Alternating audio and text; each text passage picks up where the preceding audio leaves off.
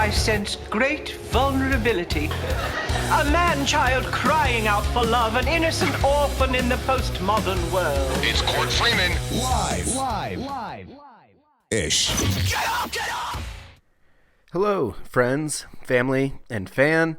Welcome back to Cort Freeman Live-ish. We are live on Twitch as usual, twitch.tv/Cort Freeman.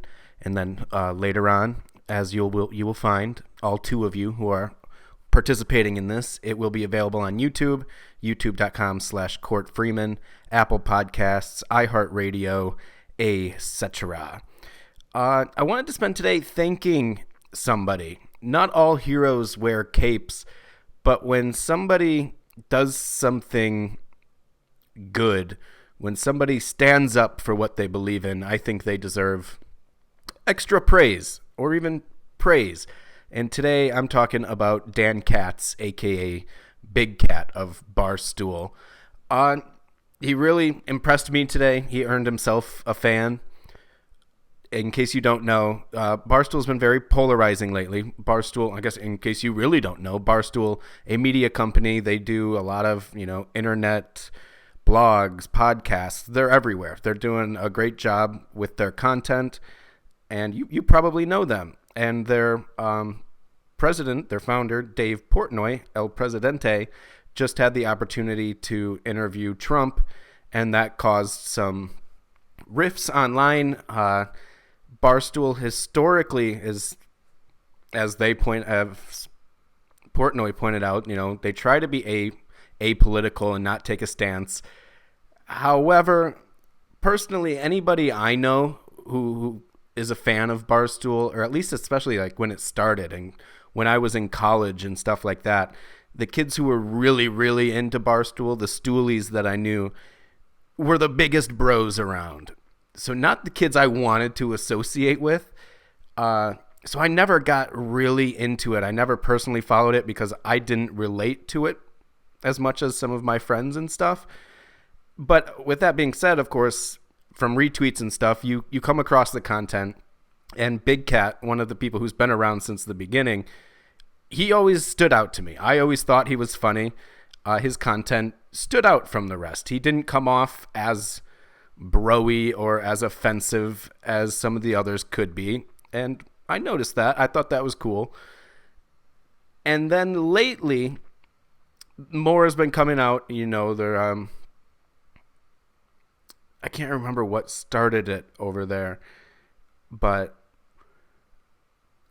it became clear. They got caught up with racist comments. An old podcast pulled up, and Portnoy, he was saying a lot of offensive things in it.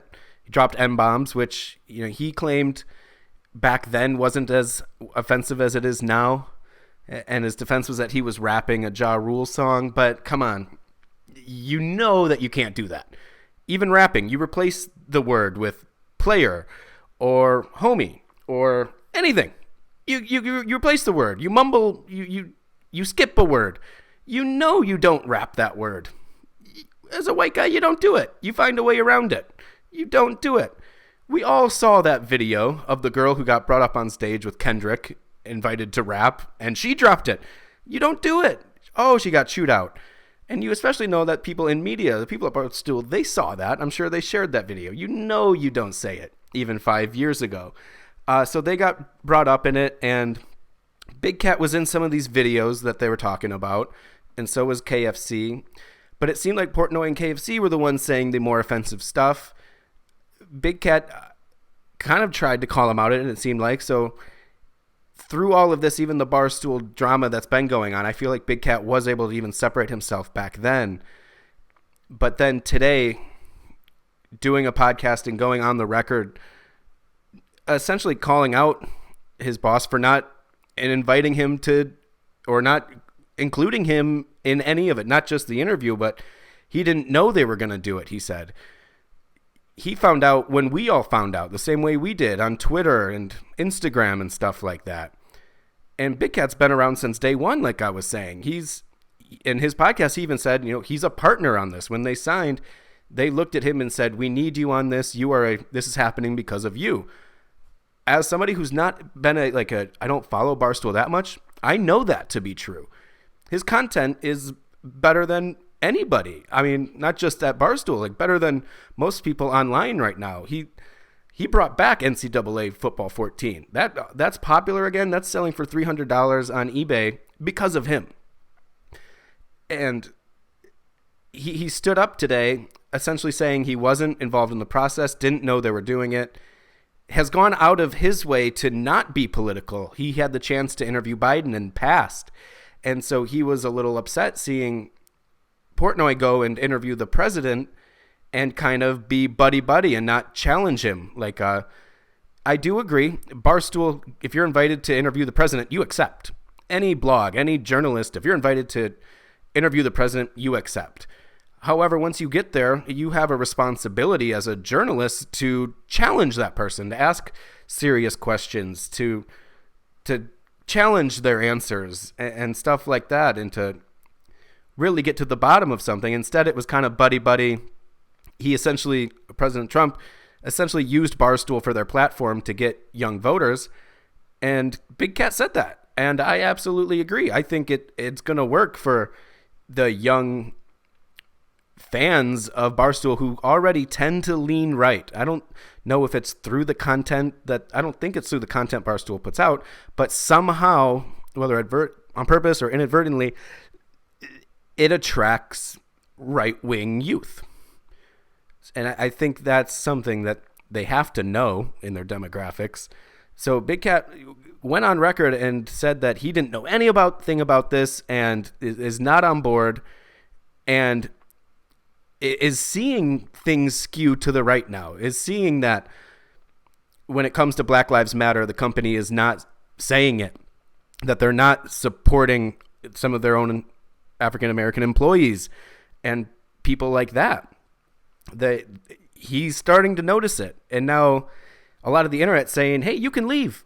You're big enough to have your own platform. I don't want to get involved in that. I mean, I think he's absolutely a talented guy, and I think Barstool continues to pump out great content creators. Could he go off and do something on his own? Absolutely.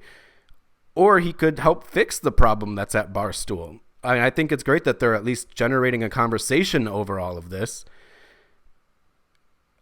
It's unfortunate it had to come to this, but through all of this, he stood up for what he believed in. And he is now the first Barstool account that I follow, at least on, I think it was Instagram where I followed him. It was great to see him stand up for it. I think Barstool has had a PR problem lately, given the social justice and what's going on. I don't think they've positioned themselves in the right spot for that. And it seemed like it was a company-wide thing, but it's great to see him come out and say, he does not support this. And I know some other guys at the company tried to put out videos too, but they didn't have the same impact that Big Cats did. So I just wanted to come on here and vent about that it was good to see him stand up to his boss, stand up to his own fans by doing that and standing up for what's right. And again, he wasn't taking a political stance. And I think that is something he addressed, and something I've even said, going back, that I don't want to talk political, but right now, that's what's happening. If you're not talking about it, there's kind of a problem. I'd rather talk about Black Lives Matter than Katy Perry's pregnancy, Demi Lovato's engagement. God, why is 2020 a great year for awful people? You can't do it. So it's great to see Big Cat stand up for what's right. Like I said earlier, he earned a fan today. I appreciate what he did. And I'm excited to see what content he continues to put out. I'm impressed. So thank you, Dan, a.k.a. Big Cat. I appreciate you. Enjoy the weekend, everybody. I will be back Monday. I'm going to sleep. Oh, I can't wait to get good sleep all weekend. What else is there to do? We're 6 months into this thing. I appreciate it. Godspeed. A tout à l'heure.